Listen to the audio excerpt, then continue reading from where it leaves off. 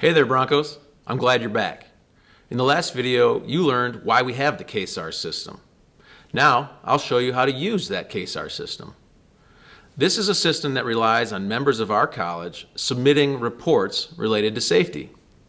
Don't worry, there's no charge for submitting reports, and there's no such thing as a wrong report. You can submit a report anonymously if you feel that that's necessary. Just remember, the system needs reports. So if you see something that affects safety, report it. Now let me show you how to submit a report. This page should be familiar to you. It's the College of Aviation's homepage. On the left-hand side, you'll still see a link to the CASRS system. If you click it, you'll be brought to the homepage for the CASRS system. At the top, you'll see the Collegiate Aviation Safety Reporting System. You have a couple options to get into the system. The bottom is to submit a report anonymously. The middle is to sign in as a member of the safety committee. If you're a student and you're not a member of the safety committee, you likely won't use this entry point. You'll probably sign in with your Bronco ID, and this is what I'll do for you now. This is what you'll see if you sign in using your Bronco Net ID. Notice the center is all the safety committee meeting minutes. We'll talk about that in the next video. If you were to log in with the intent of submitting a report, you'll see that link on the left-hand side of this page. If you click it, you'll be led through questions associated with your proposed report. This system is originally designed to deal with flight-related activities, but we encourage you to use it if you're not involved in flight. For instance, in maintenance labs, or in a parking lot, or in non-aviation flight arenas. Let's do a sample report. Was there intent for flight? Let's say no. Would you like to report the weather? Let's say this report deals with a maintenance student who slipped on water in the maintenance lab. Likely, weather will not be an issue here. Let's say this student actually did fracture his arm.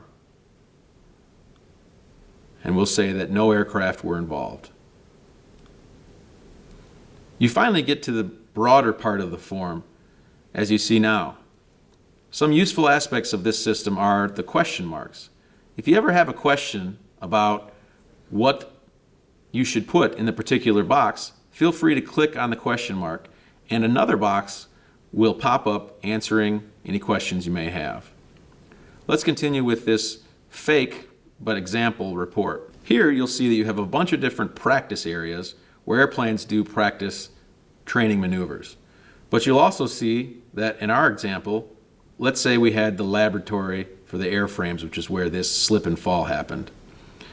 You, as the reporter, have an option of proposing a causal factor, which would be something that caused the safety concern that you noticed.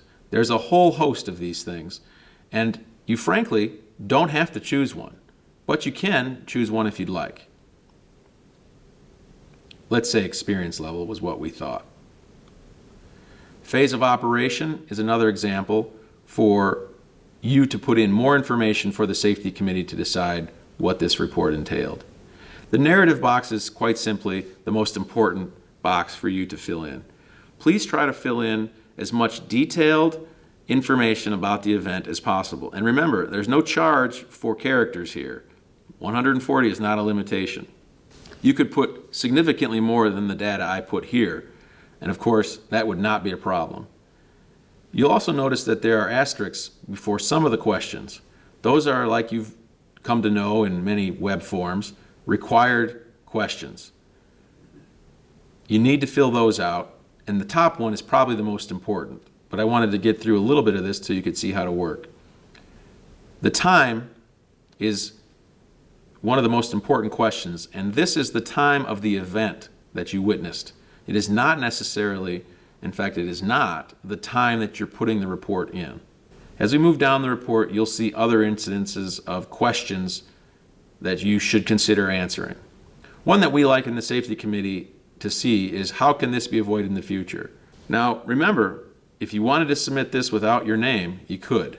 Once you click Submit, this will be sent immediately to myself and a few other officials in the College of Aviation so that we can see if it requires immediate attention. I won't click Submit here so that that doesn't happen now and I get phone calls from Chief Pilot Grossman about his concerns about a broken arm. But rest assured, when you file this report, I'll see it immediately, and if you think it needs immediate attention, of course, 911 would be the best resource. I hope you find this form useful, and while you're using it, if you find ways that I can improve it, please do reach out to me. You now understand how to submit a CASRS report. In the next video, you'll learn how your report guides us in making procedures that keep the College of Aviation Broncos safe.